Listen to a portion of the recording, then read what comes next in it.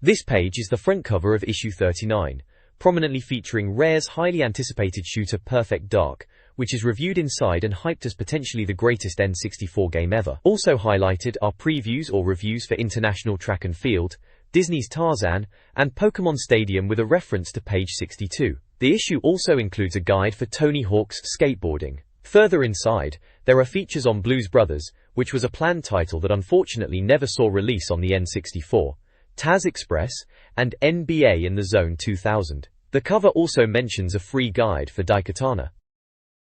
This page is a massive advert for the Cheats Unlimited service, promising cheats and tips for over 3,000 games across multiple platforms, including a huge list of N64 classics you could get info for by calling up. This page is the contents page, giving us the rundown of what's inside this issue. Looks like they've got a big feature on Perfect Dark, which was massive anticipation back then. They're also covering International Track and Field, NBA in the Zone 2000, and Harvest Moon 64 in the review section. There's also a look at The World Is Not Enough, Tony Hawk's skateboarding, and features on Dragon Sword, and winning a Neo Geo Pocket Color. It lays out the main sections, like 64 Site, Features, Reviews, Gamebusters, and the Regulars.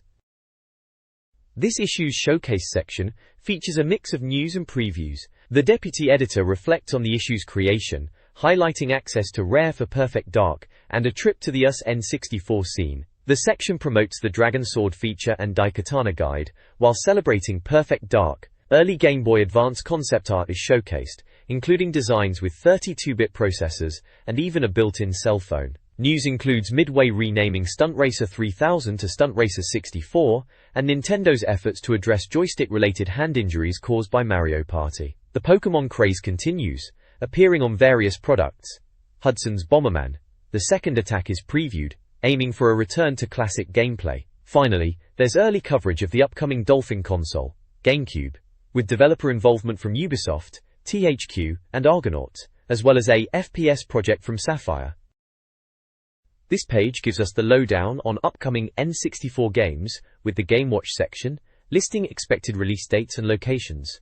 They wisely caution about those release dates slipping, as was often the case, mentioning the notoriously delayed Perfect Dark specifically. You can see screenshots of some of the anticipated titles like Battlezone 64, the excellent Tony Hawk's skateboarding, Zelda, Majora's Mask, the brilliant Banjo-Tooie, and Daikatana, which had quite the troubled development if memory serves. The page also includes the magazine's game charts. This page features the letters section, where readers share their thoughts on the N64 scene. There's talk about Nintendo's future Dolphin console, revisiting classics like GoldenEye and Zelda, and opinions on game pricing, including the cost of Resident Evil 2 and N64 peripherals. One letter highlights the amusing language options in Smash Bros., particularly for Jigglypuff, and another asks about swapping games like Yoshi's Story. The page includes images of a character from Resident Evil 2, Cartman, Charmander, and the N64 peripheral kit offered as the star prize. This page previews F1 Racing Championship, a game from Ubisoft and Video Systems looking to capture the buzz of the Formula One season. This one was a big deal because it featured all the official drivers, teams, tracks, and cars of the era. The article suggests it could even be a contender to beat F1 World Grand Prix, praising its crisp graphics with minimal fogging and smooth car handling described like a supermodel's skin. It mentions the inclusion of the new Malaysian circuit and highlights the detailed race effects and a unique Storm in the Pits minigame during pit stops, making those crucial moments more interactive. The screenshots showcase the game's visuals, various camera angles, and the pit crew in action. It certainly looked promising, aiming for a realistic simulation experience. This page is an advert showcasing the Screenbeat soundstation, a 300-watt sound system for PlayStation, Dreamcast, and multimedia PCS. This page gives us a look at Taz Express for the N64. Its infograms, making good use of the Warner Bros. License, with Taz as a delivery devil, tackling various landscapes and encountering characters like Wile E. Coyote and Yosemite Sam. The gameplay sounds varied, with mini-games and plenty of secrets to uncover, smashing through things and twisting about as you'd expect. It's described as vibrant, colorful, and plain loony, with the gameplay being a strong point. Z2 developed it, and the UK release was scheduled for June. Looks like a decent bit of platforming fun. There's also an advert for a DVD review magazine on the side.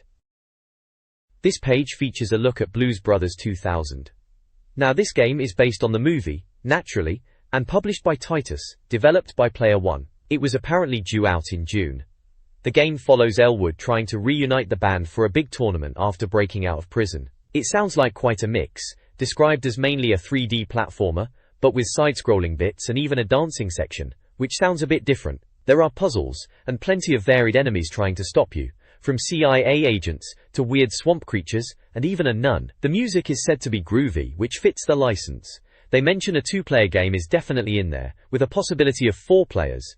It was looking promising at the time, certainly better than some of Titus's earlier N64 efforts, and was seen as a potential surprise success. This page takes a look at The World Is Not Enough for the N64. It's Bond James Bond, back for more. Following up from GoldenEye's massive success, this game is based on the film of the same name. It's a first-person shooter, much like GoldenEye, but this time it's handled by Euro.com and published by EA, not Rare. They've packed it with 15 levels based on the movie, and Bond has over 40 gadgets and weapons at his disposal. It supports the expansion pack, has a 4-player deathmatch mode, and includes 3D cinematics. The screenshots show off the first-person action, and some moments from a third-person view. There's a little note about the previous EA Bond game on PlayStation getting mixed reviews, so there was a bit of uncertainty if this one would live up to the N64 legacy set by GoldenEye. It also touches upon GoldenEye's ending referencing Bond's return, noting that EN now holds the license. The game did eventually come out later in the year, proving Euro.com could deliver a solid Bond experience on the N64.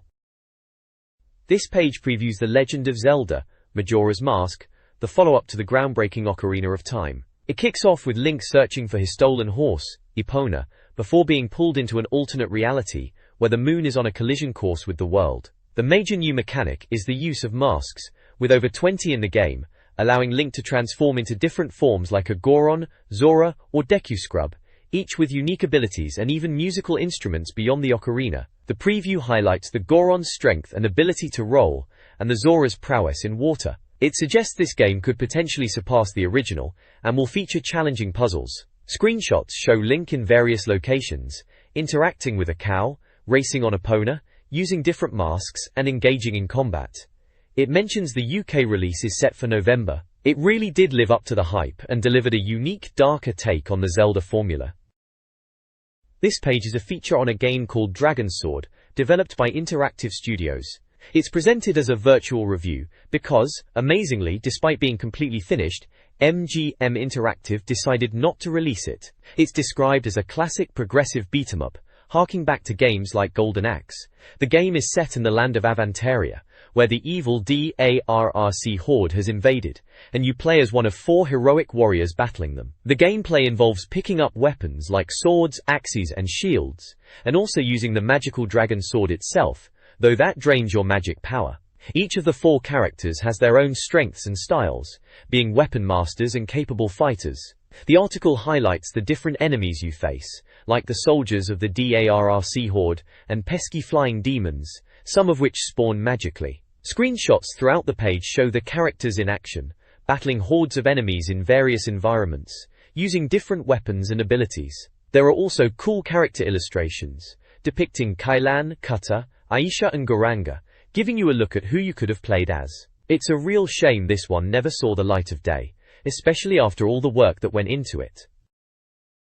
Dragon Sword, a Finnish beat-em-up for the N64, was tragically never released. The game featured a lauded 4-player deathmatch mode and a fantastically addictive single-player experience reminiscent of arcade classics. It showcased impressive enemy AI and varied combat encounters, earning high marks for graphics, audio, gameplay, and challenge, resulting in an overall score of 93%.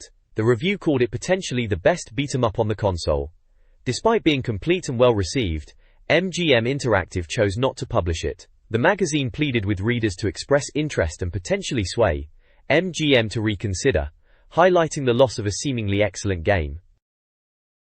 This page is a competition offering readers the chance to win a Neo Geo Pocket Color handheld console. The prize package included 4 games, and the entry required answering questions about games like Metal Slug, characters such as Sonic the Hedgehog, and the console's origins. It features images of the console and several game cartridges. This page is packed with adverts for gamers. There's one for the 64 Solutions magazine covering cheats and solutions for games like Resident Evil 2, Turok Rage Wars, Ready 2 Rumble Boxing, and Donkey Kong 64. Plus ads for general gaming retailers GamesDemon.com and Console King, and a phone line service for cheats. This page launches into the review section of the magazine, with a big focus on the highly anticipated Perfect Dark. It features a large image of Joanna Dark, ready for action. Alongside the main review, it previews other titles covered later in the issue, including Disney's Tarzan, International Track and Field, Harvest Moon, NBA in the Zone 2000, and Pokémon Stadium, showing small screenshots for each. The page also lays out exactly how the magazine reviews games, explaining the different sections like 9 info for game details, the meaning behind their N64 icon rating system for graphics, audio, gameplay and challenge, the overall score breakdown, and a quick, soundbite summary. There's also a handy guide, explaining what all the buttons do on the N64 controller. The next page dives straight into the Perfect Dark review. It opens with a massive, cool image of Joanna Dark aiming her pistol right at you. The review talks about the game being set in 2023, with Joanna Dark working for the Carrington Institute against the shady Datadyne Corporation. It highlights how the game makes you feel like a real undercover agent, with the menus and options integrated into a computer terminal within the game world itself, unlike something like GoldenEye. There are several screenshots showcasing the gameplay, including some close-up shots of Joanna, a gunfight in a corridor, and a glimpse of a vehicle in a hangar. The review praises the gameplay depth, the advanced enemy eye, and the sheer amount of content crammed in. It specifically mentions the game's graphics are leaps ahead of GoldenEye, which was quite a feat at the time. They also cover the multiplayer, emphasizing the huge number of modes, and the inclusion of AI bots, which was a fantastic feature for solo players or smaller groups. The cooperative mode is discussed, introducing Velvet Dark as Joanna's sister and partner for two-player missions. There's even mention of a VR training area at the Carrington Institute to help players hone their skills. The review points out that the expansion pack is necessary for the main single-player game but greatly enhances the experience, allowing for incredible detail and features. It's clearly highlighted as a must-have game for the console. This page continues the excellent Perfect Dark review, diving deeper into the game's mechanics and features. It describes navigating the Carrington Institute hub, mentioning Daniel Carrington and the Ops Room, where you get briefings and updates. The VR training area is highlighted, designed to help players, especially those new to Rare's FPS style after GoldenEye, get to grips with the controls and movement. Memory options are covered, showing the need for a controller pack, and the use of the memory pack for saves and features. The review touches upon the sound design, noting how mission settings change with difficulty, adding extra areas and altering level layouts, a big step up from GoldenEye. It talks about the 17 missions across various locations, and proudly states, Rare have done it again. There's a whole section dedicated to the fantastic cooperative mode, explaining the different ways two players can tackle missions together, either sharing objectives, or one causing chows while the other completes tasks. The weaponry section is extensive, showcasing many of the game's powerful and unique guns through screenshots on a firing range. Weapons like the Falcon 2, MagSec 4, D357, CMP150, Laptop Gun, Dragon, K7 Avenger, R34 Assault Rifle, Shotgun, and Sniper Rifle are featured along with various mines. Finally, it mentions the useful gadgets like the uplink device for bypassing security.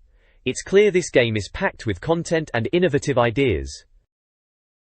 This page continues the review of Perfect Dark, introducing us to the main characters you'll meet throughout the game, including Joanna Dark, Daniel Carrington, and significant figures like the alien Elvis and the formidable Cassandra DeVries. The review notes the improved enemy AI compared to GoldenEye, and highlights the crucial distinction of non-combatants you shouldn't harm during missions, which adds a layer of strategic thinking. A key feature discussed is the unique, classified counter-ops mode. This innovative concept lets a second player control the enemies during the hero's solo mission, offering a completely different and challenging way to play. The page also expands on the excellent cooperative mode, confirming that you and a friend can tackle the story together in split screen, or even play with an AI partner if needed. The review touches on the perfect concept mode for those who fancy playing as the bad guys. Visuals on the page include multiple screenshots showcasing gameplay, the split-screen co-op mode, and character models. One notable caption points out the mission involving rescuing Elvis. The text confidently states that the single-player game is fantastic, calling it potentially the best game on the N64 and a significant improvement over GoldenEye, particularly praising the smooth split-screen multiplayer experience. This page dives deeper into Perfect Dark's features, starting with the comprehensive deathmatch mode. It highlights a wealth of options beyond GoldenEye, including classic kill your mates, team battles, capture the flag, and uplink game types, all offering extensive customization for time limits, kills, and incorporating up to 8 players or bots. The review also revisits automated enemies, noting the return of classic miniguns and the introduction of new mobile AI versions that follow you around on harder difficulties.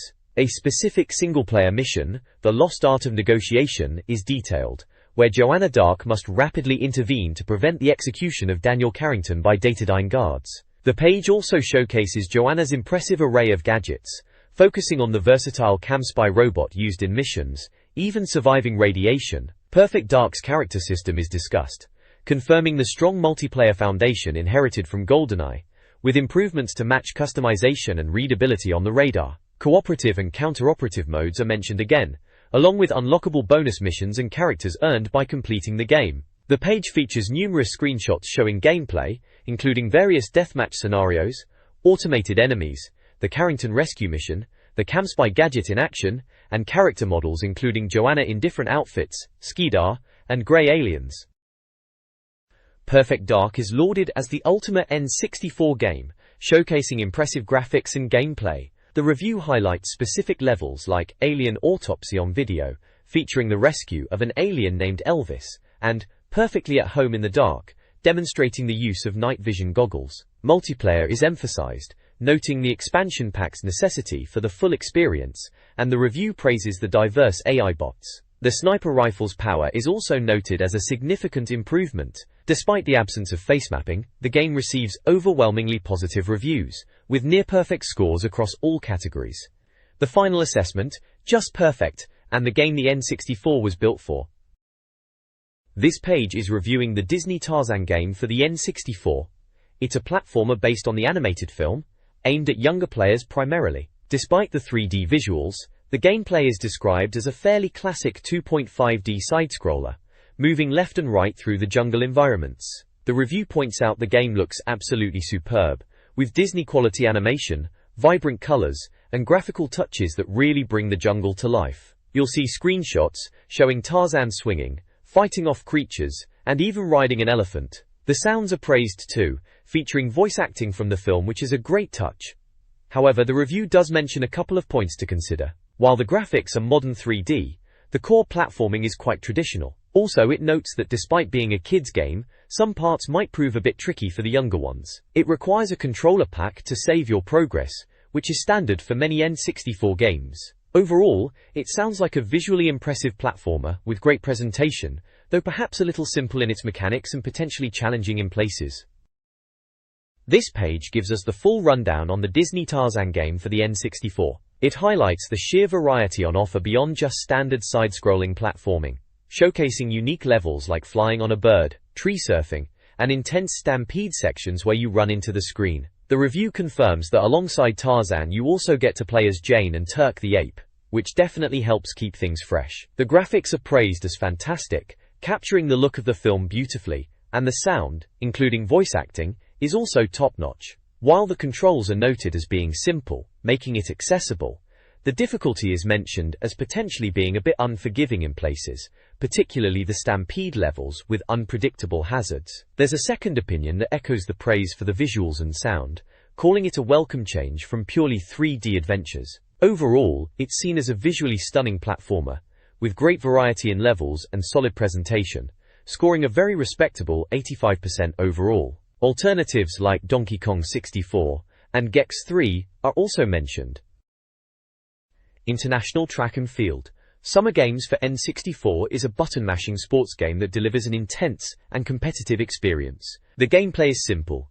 Rapidly press buttons for speed and another for actions, making high scores challenging. The review praises its addictive quality, evoking the competitive spirit reminiscent of arcade classics and games like Daley Thompson's Decathlon. The game, with its intense controls, leads to physical exertion, resulting in red faces and numb fingers. It features various events, including swimming, shooting, and track and field. The original arcade game's success is acknowledged, and the N64 version, published by Konami, allows saving best times using the controller pack. It is a graphical treat, upholding the spirit of the original. This page continues the review of International Track and Field Summer Games. It delves deeper into the events and the physical toll the button mashing takes, noting the difficulty of events like hurdles requiring perfect rhythm. The weightlifting event is highlighted as particularly taxing on your hands, with a strength meter adding pressure. The review emphasizes the game's simple nature is what makes it so much fun, especially in multiplayer where you're all hammering away at the buttons. It mentions the 10 initial events you get, and the 4 unlockable ones once you've mastered the initial set, offering more than meets the eye. The variety of events is praised, each requiring a different technique, from the reflex test of the horizontal bar and the stick spinning for hammer throw, to the rhythm-based vault and the aiming in trap shooting. Swimming events like freestyle and breaststroke are also covered, with a note on the graphics, particularly the underwater camera view in the freestyle event. Screenshots show various events like the pole vault, hurdles, weightlifting, trap shooting, and triple jump, showcasing the game's on-screen displays and actions. It truly is a classic N64 sports title that got the thumbs working. This page wraps up the review of International Track and Field Summer Games. It touches on the graphics, noting how the 3D visuals, while stunning, could make timing tricky in some events like the javelin. However, it praises the fantastic replays, realistic crowds, and authentic-sounding announcer.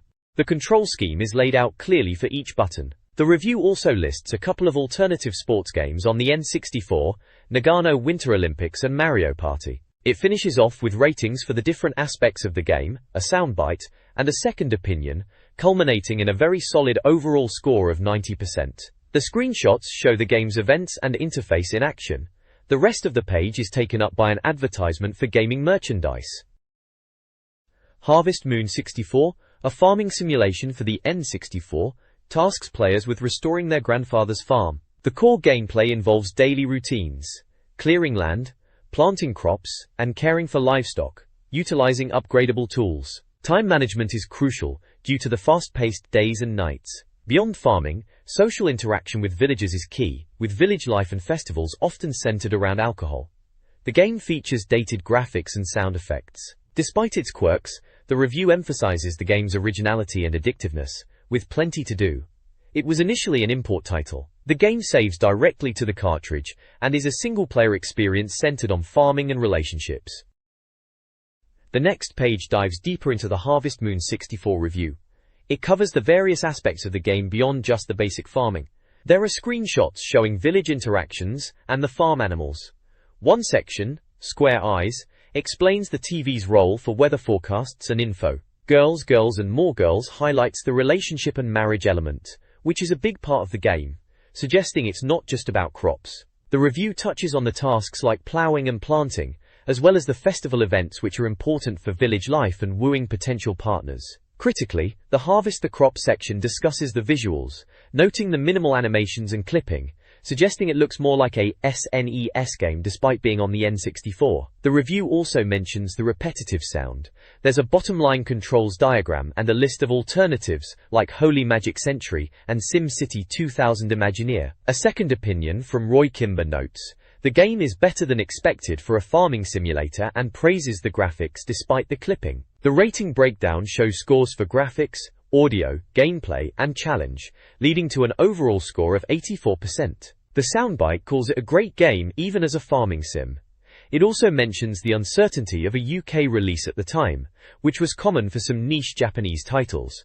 The page reinforces that despite its technical shortcomings, the gameplay is where it truly shines. This page reviews Konami's NBA In the Zone 2000 for the N64. It details the game's focus on realistic, tactical basketball gameplay, emphasizing the importance of patient passing and positioning to find open players. The review highlights the player creation feature and the inclusion of bonus modes like dunking and three-point contests, which add extra replay value. The game supports season, playoff, and multiplayer modes. Screenshots depict various in-game moments, including dunks and the player edit screen. It touches on the unique turbo boost mechanic, and notes that the game can be challenging and feel slow at times. The review suggests its realism will appeal to dedicated basketball enthusiasts. This page continues the look at Konami's NBA in the Zone 2000 on the N64. It covers the extra modes like the three-point tournament, explaining how it works with the different positions, and scoring for normal and multicolored balls. There's a detailed breakdown of the controls, showing the N64 controller map and listing the button functions for movement, shooting, passing, dribbling, and turbo. The review delves deeper into the gameplay feel, mentioning the odd AI speed disparity between players, and highlighting the dribbling control that makes your player pirouette awkwardly. It points out that defense is tricky, often leading to fouls, and regaining possession is difficult. The shooting mechanic requires timing the button press and pulling the stick for power, which takes practice. While it includes tactics and realism, the reviewer feels some of the fun has been lost compared to previous games. The ratings are given for graphics, audio, gameplay, and challenge, followed by an overall score of 70%. A short soundbite summarizes it as an average basketball game, with realism for fans. There's also a second opinion from Mike Richardson, who calls it just another basketball game, and suggests buying NBA Jam instead, stating the tactics don't really work. Screenshots show the three-point tournament, controller layout, and some general gameplay action. Alternatives are listed, like Kobe Bryant NBA Courtside and NBA Jam 2000, with their previous review scores. This page dives into the UK update for Pokémon Stadium on the N64. It features a massive image with familiar faces like Blastoise, Pikachu, Ash, Squirtle, and Raichu. The article covers the game, which was massive at the time, discussing how it brings the Pokémon battles to life in 3D on the N64. Gameplay screenshots showcase various Pokémon squaring off, including Blastoise, Charizard, Mewtwo, Bulbasaur, and Beedrill, demonstrating the turn-based battle system straight from the Game Boy games but rendered in full 3D. The text highlights the simplicity of picking up the game, but also notes the underlying complexity in choosing the right attacks and strategies for each situation. It mentions the excitement of seeing Pokémon that previously only existed as sprites now fully realized. A handy section confirms the PAL version runs just as fast as the Japanese import, which is always good to know. It also touches upon a feature allowing players to take pictures of their Pokémon, though notes that the related print stations weren't available over here. Overall, it sets the stage for the game's impending release, suggesting it would be a must-have for fans even before it hit the shops. This page continues the deep dive into Pokémon Stadium for the UK, confirming the game's features and what players can expect. It highlights the amazing 3D battles and attacks, bringing the Game Boy sprites to life in full polygonal glory, with effects like fire and lightning. The article emphasizes the Game Boy Transfer Pack functionality, which is crucial for using your own trained Pokémon from the red, blue or yellow versions, although it notes the game is much harder without them using the default Pokémon. It also touches upon the Kids Club, a collection of Mario Party-style minigames for up to 4 players, including Thunder Ring Dynamo and Run Ratata, providing a fun distraction alongside the main battles. While the sound gets criticized for being repetitive, the overall package is seen as essential for serious Pokémon fans, offering plenty of tournaments and challenge, as reinforced by the positive second opinion and the solid 88% overall score. It also includes a helpful guide to the N64 controller mapping for the game. This page features Cheat Central, offering cheats and tips for a selection of N64 games including Tarzan, Harvest Moon 64, and Supercross 2000. It also continues with more tips for Pokémon Stadium, showing Pikachu, Arbok, and Nidoran, and provides cheats for Ridge Racer 64. There's also a large advertisement for a cheat service called Cheats Unlimited.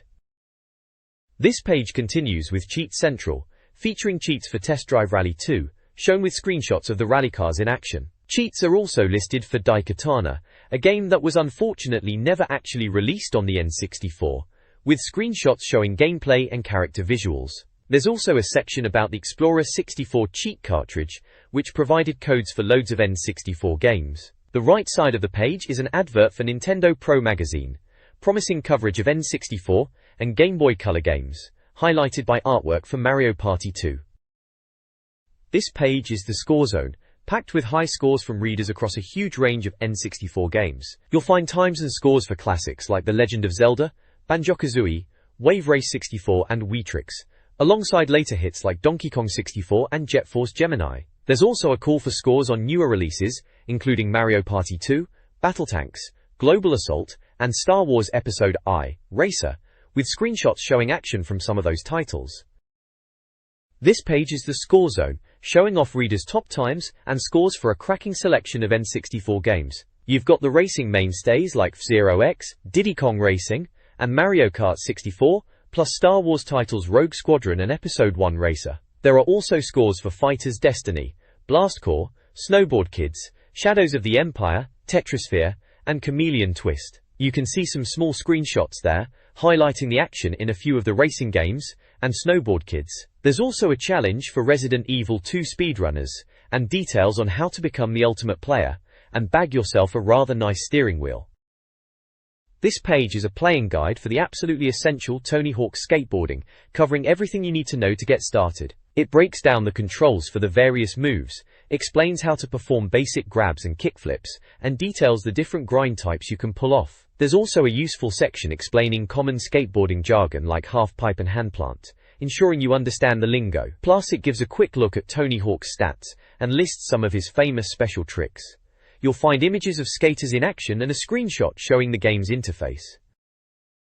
This page continues the essential playing guide for Tony Hawk's skateboarding on the N64. It dives into the roster, showcasing a whole host of other pro skaters you can play as, like Bob Burnquist, Kareem Campbell, Jamie Thomas, Rune Glifberg, Bucky Lasek, Andrew Reynolds, Jeff Rowley, and even the hidden skater Officer Dick. Each one gets a profile detailing their unique style, core stats, and lists their signature special tricks, often with a small screenshot of them in action. Beyond the skaters, it kicks off a comprehensive guide for the first level, the warehouse. It provides general tips for skating in the game, and then breaks down the level's objectives. You'll find details on how to smash the 5 hidden boxes, collect the letters to spell skate dotted around the level, and crucially, find the hidden tape, a notoriously tricky objective in this game. It also highlights various gap bonuses within the level, explaining how to pull off jumps and grinds between specific objects to rack up massive points, which is key for hitting those high-end pro scores.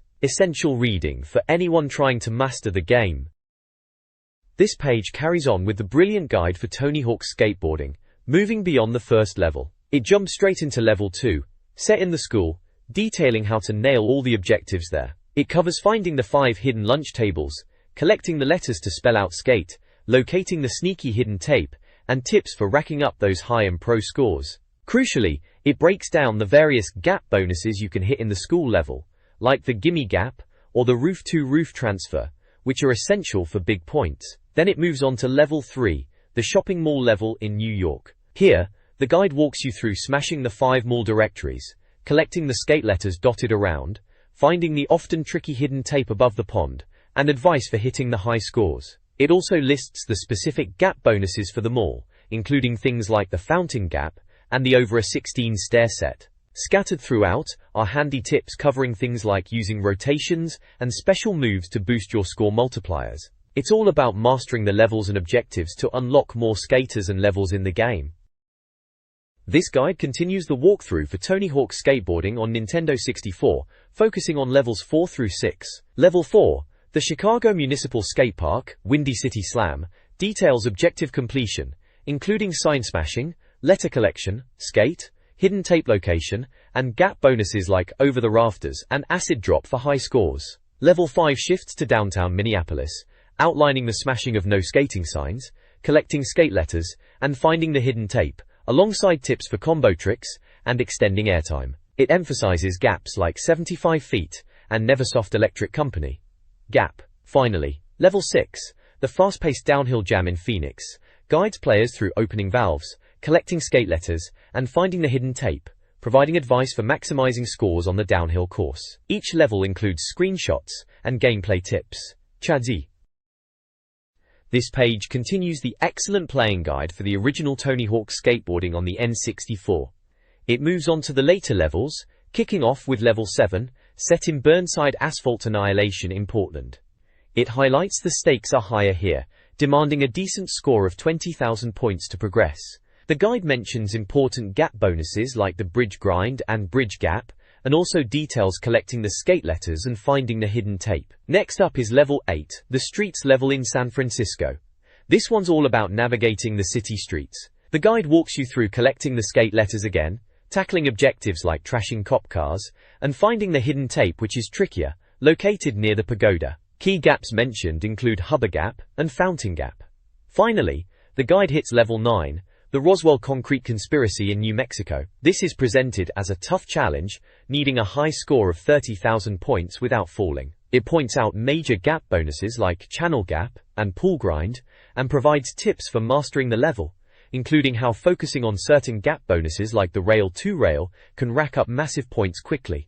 It also mentions the reward for winning first place is unlocking the Officer Dick character, which was a great bonus at the time. The page includes several screenshots showing gameplay from these levels, demonstrating specific tricks and gap bonuses. A top guide for mastering those later tournaments. This page kicks off the Not Nintendo section, covering interesting stuff from the era that wasn't on the N64. It features a look at the Jay and Silent Bob Chasing Dogma comic book, based on Kevin Smith's films, following the characters on an epic road trip filled with in-jokes and bizarre encounters. There's also a look at road champs, finger bikes, miniature BMX bikes for pulling tricks, complete with tools and activity sets like ramps and benches, perfect for avoiding skinned knees. For wrestling fans, they feature WWF Maximum Sweat wrestlers, action figures designed to look like they're sweating, including popular wrestlers like The Rock and The Undertaker, with accessories and a gimmick involving water. Complementing these are WWF head crushers, stress ball busts of wrestlers that make noises when squeezed.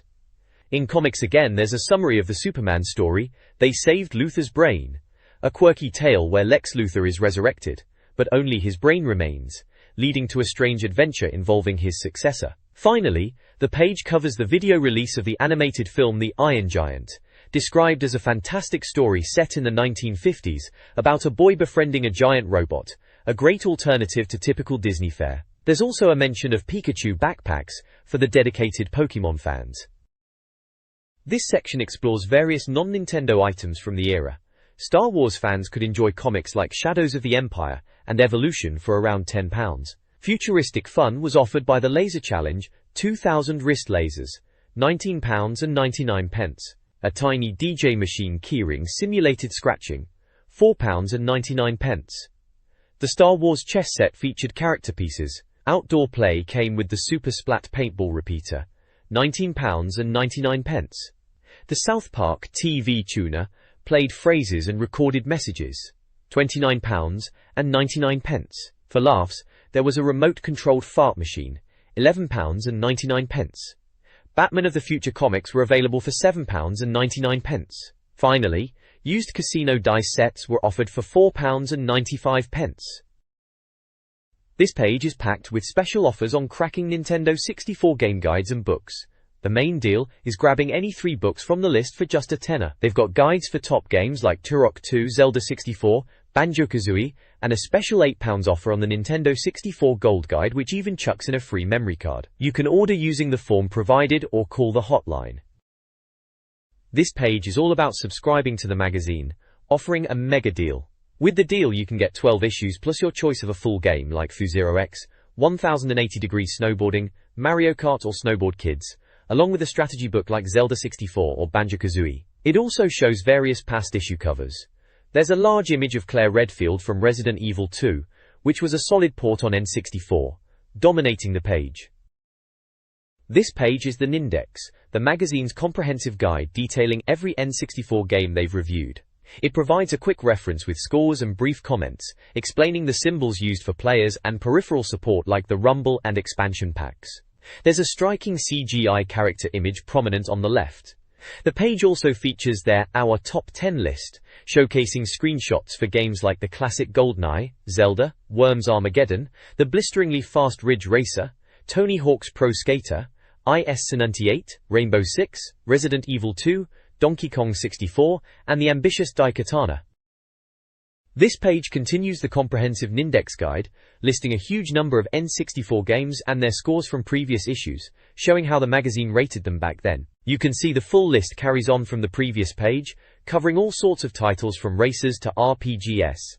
We also have the magazine's top lists for various genres. There's the top shoot-'em-ups, featuring the likes of GoldenEye and Quake 2, shown with a screenshot from GoldenEye. Then the top fighting games, headed up by WWF WrestleMania 2000, with a shot of some squared circle action. For adventure games, The legendary Zelda Ocarina of Time takes the top spot, naturally, with a classic Hyrule Field screenshot. And the top platform games list is here too, with Rayman 2 leading the charge, and a shot from what looks like a Donkey Kong game. Down the bottom, there's a Test of Time section revisiting 3 games. Jet Force Gemini, a cracking third-person shooter, gets a look, still holding up well with a score of 90%, although the multiplayer wasn't its strong point. Turok Rage Wars, a multiplayer arena shooter, also gets a 90%, proving that concept worked out surprisingly well despite initial doubts. Earthworm Jim 3D is reviewed too, scoring 87%, noted for its humor and varied levels, even if the camera and difficulty could be a bit iffy sometimes. Finally, there's a section highlighting some recommended N64 peripherals, showing off controllers and racing wheels to enhance your gaming experience. This page carries on an index guide, listing more games with their issue number and score, like Shadow Man and Vigilante 8, Second Offense, covering a massive range of titles available for the N64. We also see the magazine's top picks for specific genres. The top racing games features Ridge Racer 64 at number 1, shown with a split-screen race screenshot. The top party/puzzle games are here too, with Bust-A-Move 2 taking the top spot, accompanied by a colorful screenshot of the bubble action. Next up is the top strategy/simulation games, led by Command & Conquer with a shot of some base building. Down the bottom, the 64 Mag's Most Wanted section highlights some highly anticipated games. Perfect Dark is mentioned as being on its way, with a screenshot of Joanna Dark, or maybe Carrington. Zelda, The Mask of Majula, Majora's Mask, is also confirmed with a date, and there's a screenshot showing Link in action. X-Men is listed, though it was ultimately never released on the N64, shown with the classic X logo. Banjo-Tooie is wanted for November, with a great screenshot of Banjo and Kazooie riding a dinosaur. StarCraft 64 is another wanted title, with a screenshot of the strategy gameplay, though it never saw a UK release. Finally, there's the top bad games list, featuring titles that didn't fare so well, headed by Carmageddon, with a screenshot of some vehicular destruction. The next page teases the full review of Ubisoft's F1 Racing Championship, described as a high-octane racing game. It's also full of adverts, showcasing loads of deals on 64 games, consoles and accessories available through ukgames.com and their special reserve club and retail shops, listing various bundles and price drops. There's also info on reserving your copy of the next issue,